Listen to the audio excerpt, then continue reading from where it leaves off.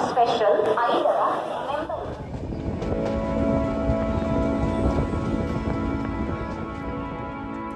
हाँ जी everyone, welcome to my true mini episode number 5 and thank you so much आप मेरे channel में वापस आए हो मेरी वीडियो को देखने। मुझे पता है थोड़ी ही बीच में बोरिंग हो जाती है बट चल जाएगा। मेरी एक और कहानी है जो मैंने जगन्नाथपुरी से दिल्ली में आके उसको कंप्लीट किया है, मेरा जनरल का सफ़र। और जाहिर सी बात है जनरल के सफ़र में रहना तो और इतनी बातें करना तो मैंने सोचा क्यों ना मैं दिल्ली की एक बेस्ट लोकेशन पे जाके आपसे थोड़ी सी बात करूं। अच्छा पहले मैं यहाँ से उठ जाती हूँ। कितना सही है ना। मैं कभी मतलब पहले एक बार आई थी इंडिया गेट में, लेकिन पहले उससे पहले कभी नहीं आई। मेरा सेकंड टाइम है जो मैं सुबह सुबह इंडिया गेट में आई हूँ, वो भी अपने ट्रेन के सफ़र की बात कर रही हूँ।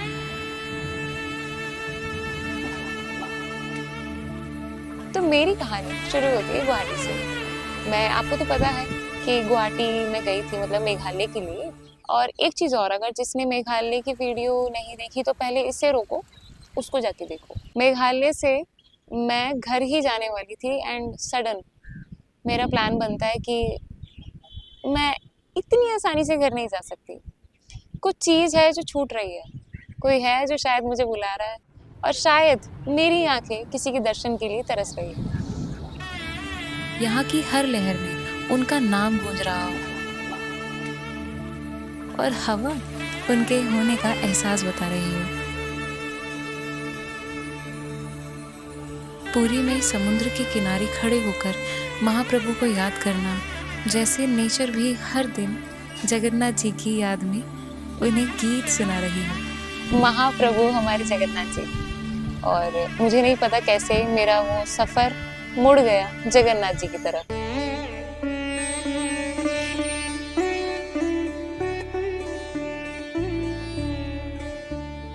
तू खरीद रहा है, मैं बिक रहा हूँ, मैं सब देख रहा हूँ।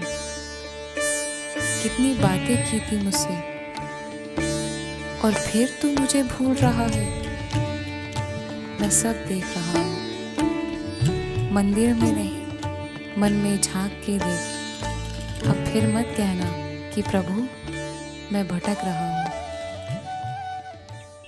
इतना सुकून, इतनी शांति हर जगह मुझे मिल ही जाती है और शायद जगन्नाथ जी की वजह से भी मुझे वो सुकून और शांति मिल गई। मेरा सफ़र दिल्ली से शुरू हुआ था और ख़त्म जगन्नाथ जी के चरणों में।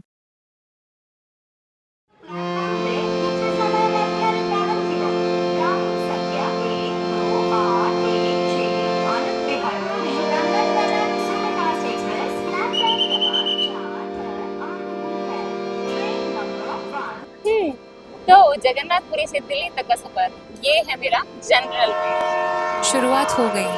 पुरी के प्रभु के दर्शन के बाद अब चली हूँ दिल्ली के दौड़ में, एक नया रास्ता ढूंढने। ये जनरल कोच की ही मेरी कहानी का पहला पेज है। मुझे वो ट्रेन प्लेटफॉर्म पे दिखी तो मुझे लगा कि सीट मिल जाएगी और भगवान जी की इतनी कृपा की सीट मिल भी गई। लेकिन उस सीट की इतनी खुशी, मुझे नहीं पता अभी आपको मेरी आवाज़ आ रही है या नहीं आ रही, लेकिन धीरे धीरे ना क्राउड बढ़ता ही है। ये जो जगन्नाथपुरी का स्टेशन है, यहाँ से ये ट्रेन बनकर चलती है और यही इसी स्टेशन पे अभी ऑलरेडी भीड़ का एहसास हो रहा है। मतलब इस वाली सीट का भी मेरे हिसाब से कोई फायदा नहीं है, क्योंकि देख रहे हो आप धूप आ रही है, मुश्किल है।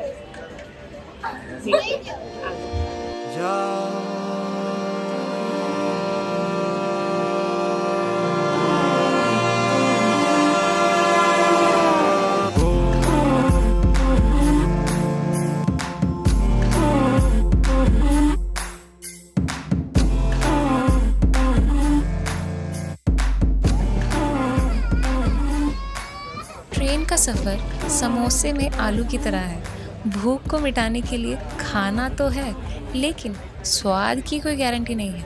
ऐसे ही ट्रेन में मंजिल तक के लिए जाना तो है, लेकिन सफ़र में सुख दुख की कोई गारंटी नहीं है। खैर, समोसे से याद आया,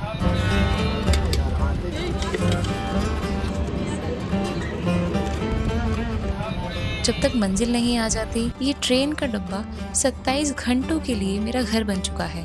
खाना, पीना, सोना, बाहर की दुनिया को दूर से देखना और टॉयलेट तक जाना, ये भी ज़रूरी है। पहले जब मैं ट्रेन में बैठी, तब तक के लिए वो टॉयलेट साफ था, लेकिन जैसे जैसे वो भीड़ बढ़ती गई, वैसे वैसे वो टॉयलेट बर्बाद होता गया। अब ये मत कहना कि उसको भी दिखाओ। मतलब as a girl general compartment में सफ़र करना मेरे लिए तो मुश्किल था।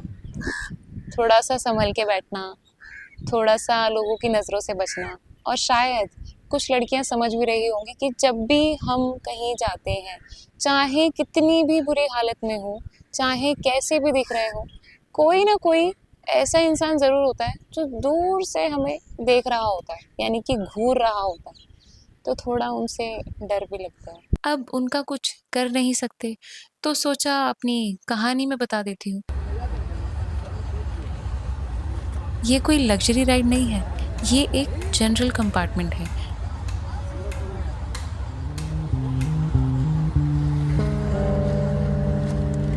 जहाँ ना सीट रिजर्व होती है, ना नींद का वक्त पता होता है।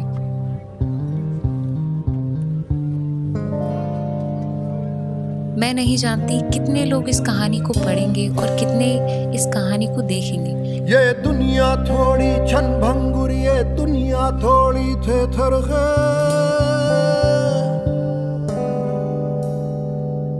तुम जितनी जहर समझते हो बस उससे थोड़ी बेहतर है। ये दुनिया थोड़ी छन भंगुर, ये दुनिया थोड़ी थेथर है। तुम जितनी जहर समझते हो बस उससे थोड़ी बेहतर है।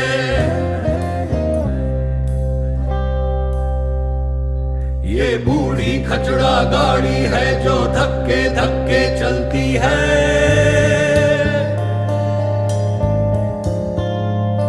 ये उजड़ी ठाकुर बाड़ी है जो अब मुंह ढक के चलती है।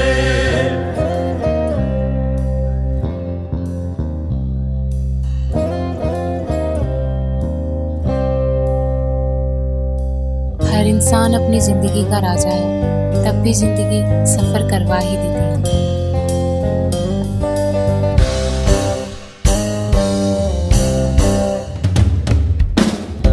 जनरल कोच में सफर सिर्फ एक जगह से दूसरी जगह का नहीं होता, ये एक कहानी होती है जिसमें हर मुसाफिर अपने बोझ के साथ अपनी कहानी दे बैठा होता है। कुछ खाक समझना आवेगी इस दुनिया की जादू माया। मैं नहीं जानती कि मुझे मेरे सफ़र से क्या मिलेगा, और शायद मैं ये भी नहीं जानती कि मेरे मंजिल तक जाने के रास्ते कितने होंगे, कितनी रुकावटें होंगी, कितनी खुशियाँ होंगी और कितना सुकून होगा। जो भी होगा एक कहानी बनकर तुम तक ज़रूर पहुँच जाएगा। वीडियो का एंड करते हैं। तो ये था मेरा पुरी से दिल्ली तक का सफ़र।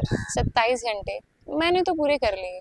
मैं आपको चैलेंज देती हूँ, क्या आप पूरे कर पाओगे? खैर, वीडियो अच्छी लगी हो तो लाइक करो, शेयर करो, सब्सक्राइब करो। अच्छा ये भाई मैं वहाँ पे फ्री में अच्छा होता है, फ्री में बैठ गया फोटो क्लिक किया, चलो पी लो। अच्छा ये तो वो है ना भाई मेरा। कुछ खाक समझना आवेगी